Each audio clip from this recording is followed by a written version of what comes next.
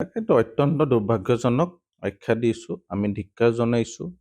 এনে আন্দোলন যাতে যেন পুনৰাবৃত্তি নহওক অসমত।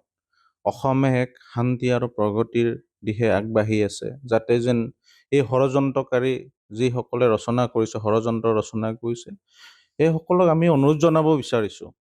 আপোনালোকে এটলিষ্ট এই সময়ত অসমখনক এনেকৈ অশান্ত কৰাৰ পৰিকল্পনা আপোনালোকে নকৰিব। আন্দোলন কৰাৰ বহুত প্ৰক্ৰিয়া আছে। গণতান্ত্ৰিক দেশত আমি গণতান্ত্ৰিক আদৰ্শৰে আমি আন্দোলন কৰোঁ, তাত কাৰো আপত্তি নাই। হিংসাত্মক কাৰ্যত লিপ্ত হয় নহয়, অহিংসা নীতিৰে অহিংসা পন্থাৰে আপোনালোকে আন্দোলন কৰক গণতান্ত্ৰিক প্ৰক্ৰিয়াৰে। আপোনালোকৰ ভইচ ৰেজ কৰক। কোনোবা কিবা আপোনালোকৰ এগেইনষ্টত বা আপোনালোকৰ বিৰুদ্ধে কিবা কাম কৰিছে, গতিকে আপোনালোকে গণতান্ত্ৰিক প্ৰক্ৰিয়াৰে আন্দোলন কৰক। আন্দোলন কৰাৰ বহুত প্ৰক্ৰিয়া আছে। শান্তি সম্প্ৰীতি বজাই ৰাখি আন্দোলন কৰিব লাগিছিল।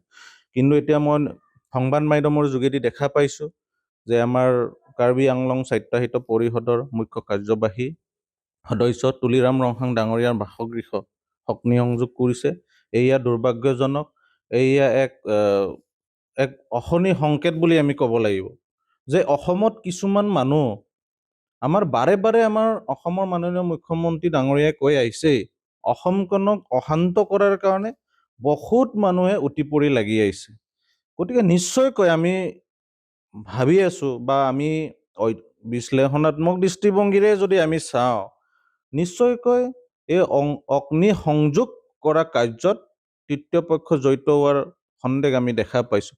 গতিকে আমি অসম চৰকাৰ তথা আমি আৰক্ষী প্ৰশাসনক আমি অনুৰোধ জনাব বিচাৰিছোঁ, এই ষড়যন্ত্ৰকাৰীসকলক আমি চিনাক্ত কৰি কঠোৰতকৈ কঠোৰতম শাস্তি বিহিব লাগে, যাতে যেন আমাৰ উটি অহা বা আমাৰ সহজ সৰল আমাৰ লোকসকলক উচতনি দি যাতে যেন এনেকুৱা হিংসাত্মক কাৰ্যত লিপ্ত নকৰায়।